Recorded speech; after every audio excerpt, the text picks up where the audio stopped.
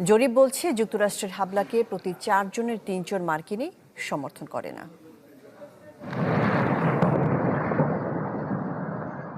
ইরানে মার্কিন ইসরায়েলি হামলায় 3 জন মার্কিন সেনা নিহত হওয়ার পর যুক্তরাষ্ট্রের অভ্যন্তরে রাজনৈতিক চাপ দ্রুত বাড়ছে। একই সঙ্গে একটি নতুন জনমত জরিপ দেখাচ্ছে এই যুদ্ধ মার্কিন জনগণের বড় অংশের সমর্থন পাচ্ছে না। ডিজাইন, এলিগেন্স, বিউটি, সেরা পণ্য সবার জন্য জেভিকো। রয়টার্স ইপসোস পরিচালিত ওই জরিপে দেখা গেছে মাত্র 27% মার্কিন নাগরিক ইরানে হামলার পক্ষে, বিপরীতে 43% সরাসরি বিরোধিতা করছেন এবং 29% অনিশ্চয়তা প্রকাশ করেছেন। রিপাবলিকানদের মধ্যে সমর্থন তুলনামূলক বেশি হলেও মাত্র 55% এবং মাত্র 42% রিপাবলিকান জানিয়েছেন সেনা হতাহতের ঘটনা ঘটলে তারা সমর্থন প্রত্যাহার করতে পারেন। ডেমোক্র্যাটদের মধ্যে 74% এই অভিযানের বিরোধী। উল্লেখযোগ্যভাবে 45% উত্তরদাতা, যার মধ্যে 34% রিপাবলিকান এবং 44% স্বতন্ত্র ভোটার বলছেন জ্বালানি তেলের দাম বাড়লে তারা এই অভিযানের বিরুদ্ধে চলে যাবেন। এরই মধ্যে হরমুজ প্রণালীতে অস্থিরতার কারণে বিশ্ববাজারে তেলের দাম ঊর্ধ্বমুখী।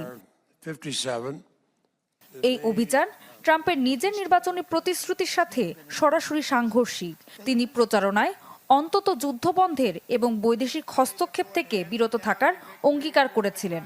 রক্ষণশীল মহলেও উদ্বেগ দেখা দিয়েছে এবং সতর্কবার্তা উচ্চারিত হচ্ছে যে যুদ্ধ দীর্ঘায়িত হলে মেগা ঘাঁটিতে ব্যাপক ক্ষোভ তৈরি হতে পারে। কংগ্রেসে এই সপ্তাহেই ওয়ার পাওয়ার রেজুলেশনারি ভোট হতে পারে, যার লক্ষ্য যে কোনো পরবর্তী সামরিক পদক্ষেপে কংগ্রেসের অনুমোদন বাধ্যতামূলক করা। একাধিক ডেমোক্রেট সিনেটর বলেছেন মার্কিন সেনা হতাহতের ঘটনা এই প্রস্তাব পাশের জরুরিয়াত আরও বাড়িয়ে দিয়েছে। ঋতু সাহা, চ্যানেল 24।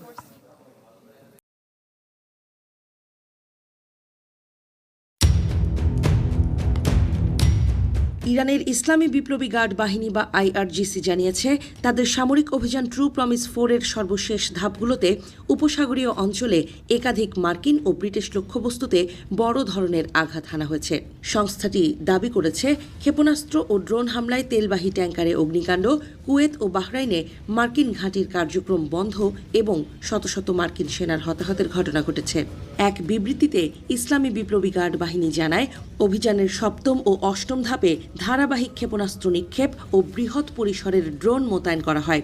এতে মার্কিন ও ইসরায়েলি লক্ষ্যবস্তুতে একযোগে আঘাত হানা হয়েছে বলে দাবি করা হয়।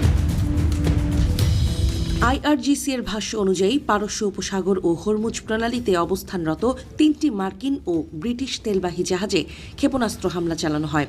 এতে জাহাজগুলোতে ভয়াবহ অগ্নিকাণ্ডের সৃষ্টি হয়, সেগুলো সম্পূর্ণভাবে আগুনে পুড়ে যায় বলে দাবি করা হয়েছে।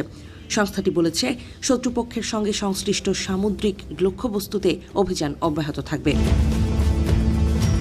কুয়েতে অবস্থিত আলী আল সালেম নৌঘাঁটি